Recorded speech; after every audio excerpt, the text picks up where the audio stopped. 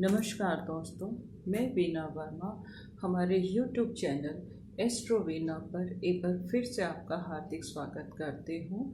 और आगे बढ़ने से पहले मैं आपसे रिक्वेस्ट करती हूँ कि अगर अभी तक आपने मेरा चैनल सब्सक्राइब नहीं किया तो इसे सब्सक्राइब कीजिए, लाइक कीजिए, शेयर कीजिए, जिससे मैं ज़्यादा से ज़्यादा लोगों से जुड़कर अपनी रिसर्च आपके साथ बांट सकूं, ज्योतिष से जुड़ी जानकारी आपको दे सकूं, आपके जीवन में जो समस्याएं आ रही हैं उनके निवारण का साधारण तरीकों से कैसे समाधान हो सके वो मैं आपको बता सकूं, और ज्योतिष, वास्तु और न्यूमरोलॉजी का जितना ज्ञान आपके साथ बांट सकूं वो मैं आपके साथ बांट लूं। और अगर आपको कोई समस्या है उसका समाधान भी मैं आपको देने की कोशिश करूंगी।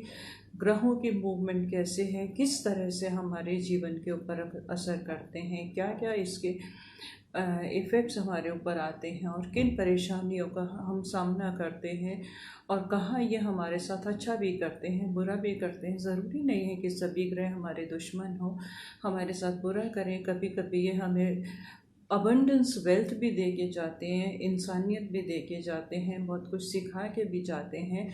चैलेंजेस भी हमारी लाइफ में आते हैं, तो इनसे हम कैसे इनको फेस करें, और अगर हमारी लाइफ में चैलेंज है तो हम इससे कैसे निकलें, इन सब का समाधान मैं इस चैनल के माध्यम से आपका करना चाहती हूँ।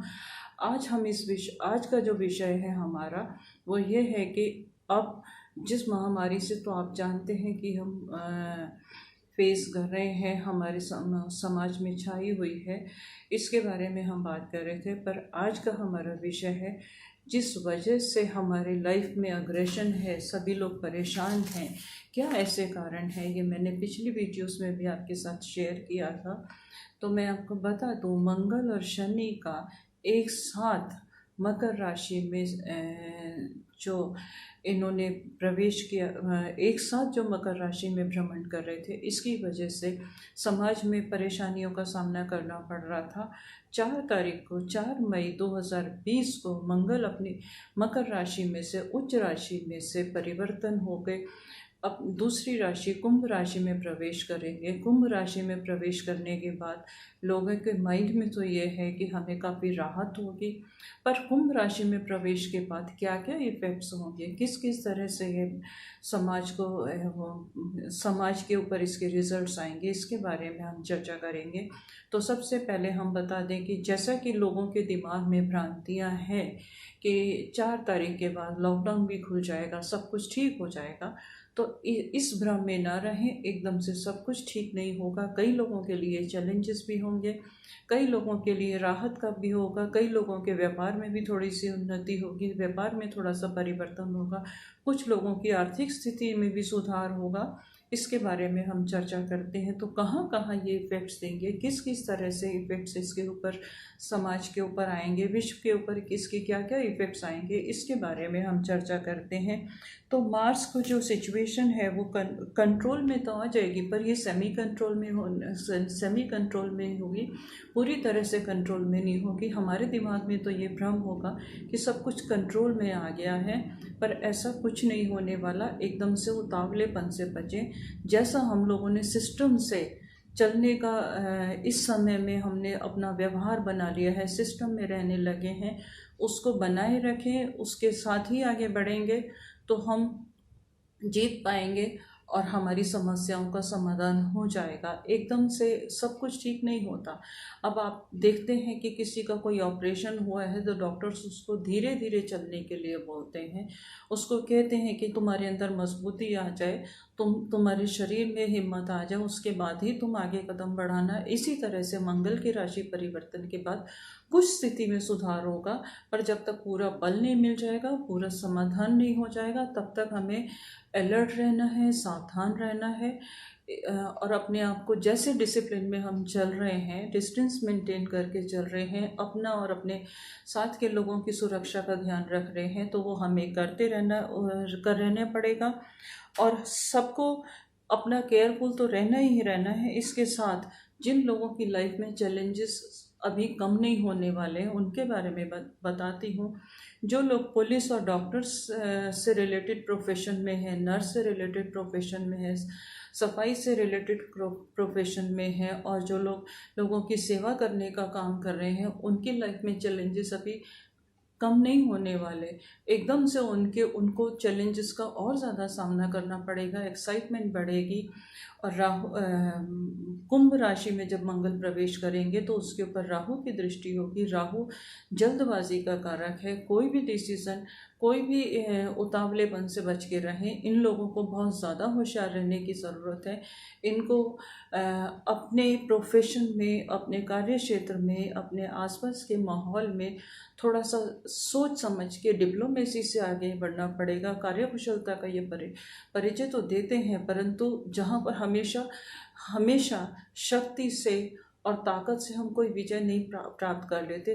विजय प्राप्त करने के लिए हमें शांति से, सदाचार से और सूझबूझ से काम करना पड़ता है। तो इनको सूझबूझ का परिचय देना पड़ेगा इस समय में। और डिसिप्लिन किस तरह से मेंटेन किया जाए। कभी कभी तो हम बहुत प्यार से लोगों को काबू में कर लेते हैं, कभी हम हुकूमत से इस समय हम नहीं कर पाएंगे।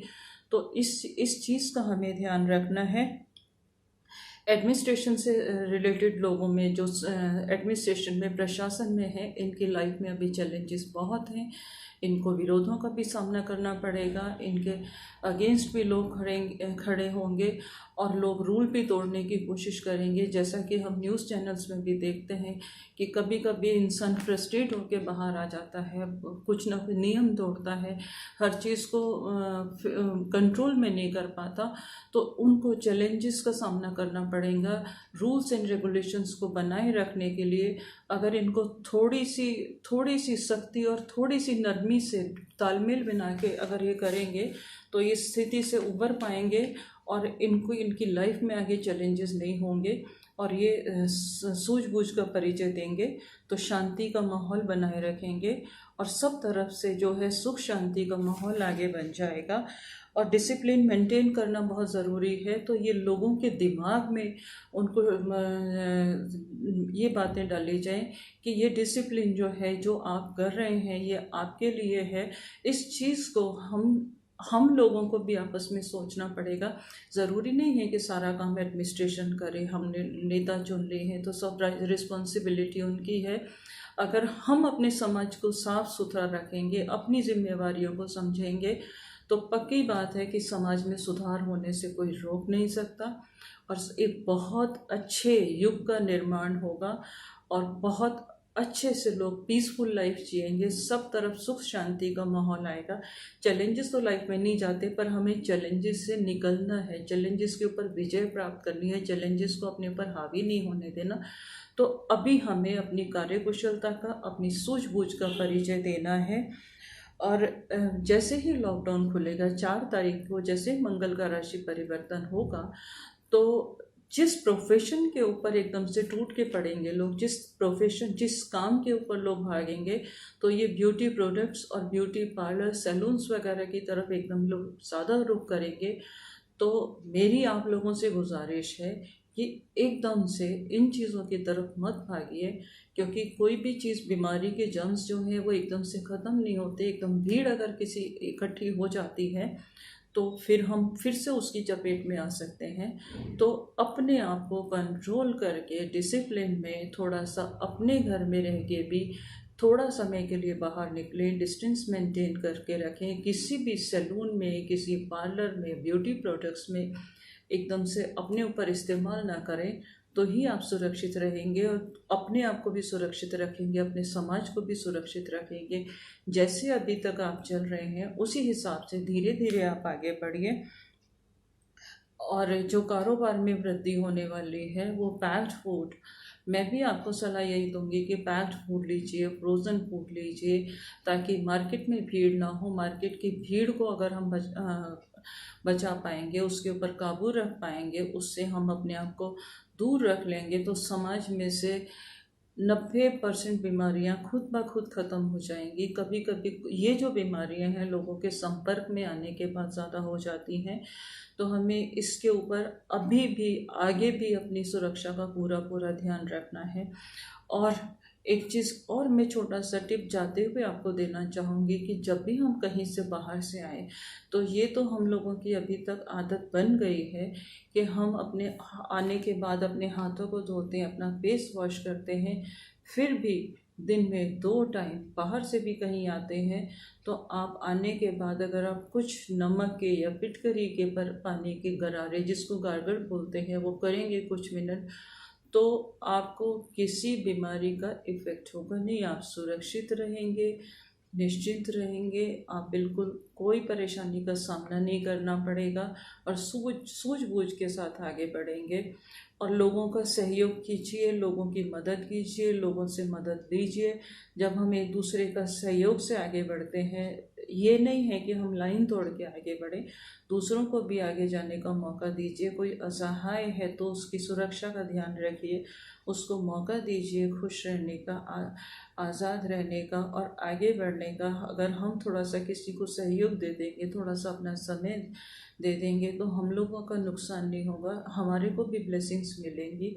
इस चीज़ का हमें स्पेशली ध्यान रखना है। आगे के वीडियोस में मैं आपको बताऊंगी कि मंगल का कुंभ राशि में प्रवेश से किस किस ग्रह के ऊपर क्या क्या इफेक्ट होगा, इसके बारे में हम चर्चा करेंगे। अभी मैं यही विराम देती हूँ, धन्यवाद।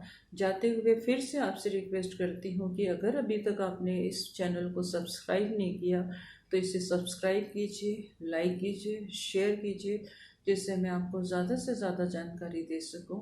और आप अपना और अपने समाज का ख्याल रखिएगा। धन्यवाद।